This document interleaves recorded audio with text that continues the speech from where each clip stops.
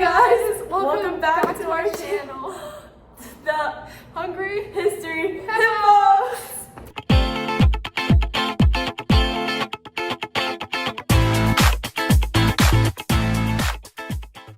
On today's episode, we will be diving into the causes of the fall of the greatest nation known to mankind. I hope you guys are hungry for history because we have a lot of history to share with you.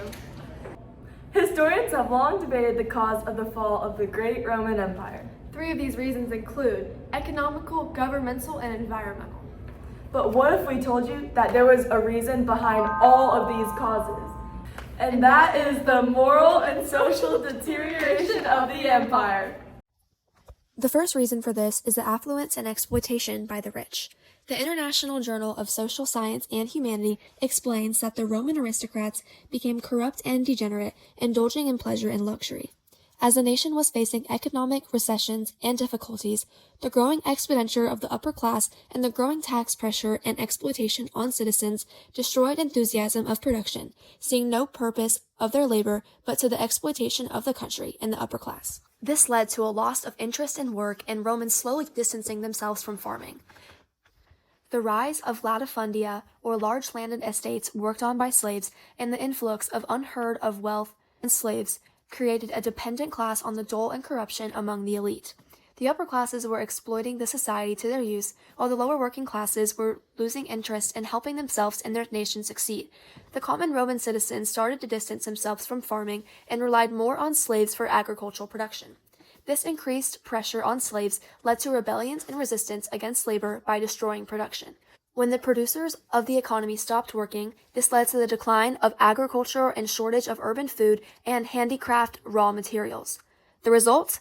Economic crisis, internal strife, and foreign troubles. In other words, material progress resulted in ethical regress.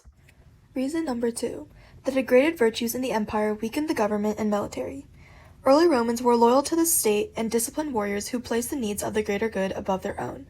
They were healthy, simple, and noble patriotic citizens who felt a sense of honor and dedication that was only formed through the constant wars and expansion of the republic.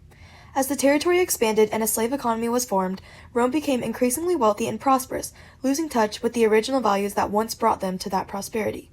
The rich became richer as the poor became poorer, and both became too lazy to take change on the trajectory of the empire. As Toynbee proposes in his study of history, once civilization loses self-determination, it eventually kills itself. Over time, this loss in civic duty led to the ennui of the citizens and moral decay in not only the society but the military as well. Once made up of disciplined citizen soldiers, the Roman army was increasingly filled with mercenaries, paid soldiers captured from conquest who didn't believe in the empire they fought for and were easily bought to the enemy's side, making defeat inevitable.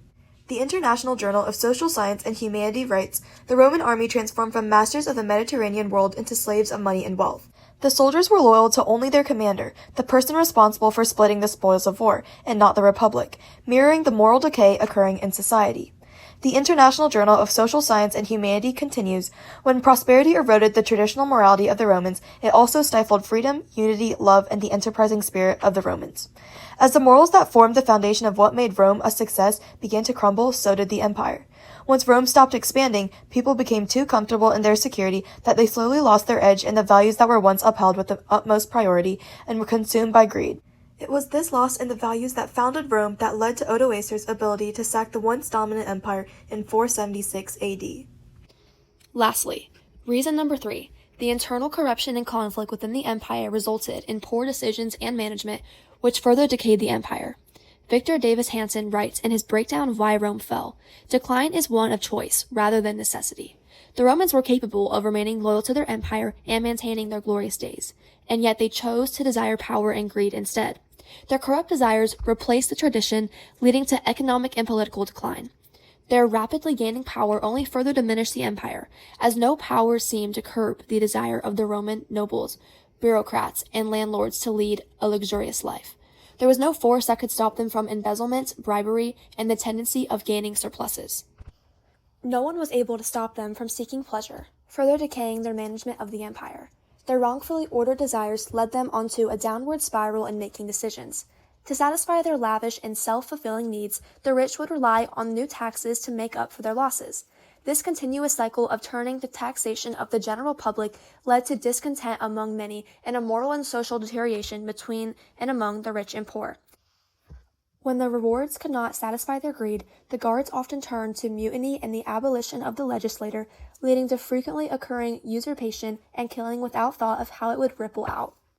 In conclusion, the fall of Rome was not due to just the economy, poor leadership, or the environmental changes. It was something at its core. The loss of a moral foundation. The fall of the Roman Empire teaches us that an empire is only as strong as the foundation that it was built on, and it must be upheld consistently. Societies that lose virtue will ultimately crumble from within. Thank you for watching!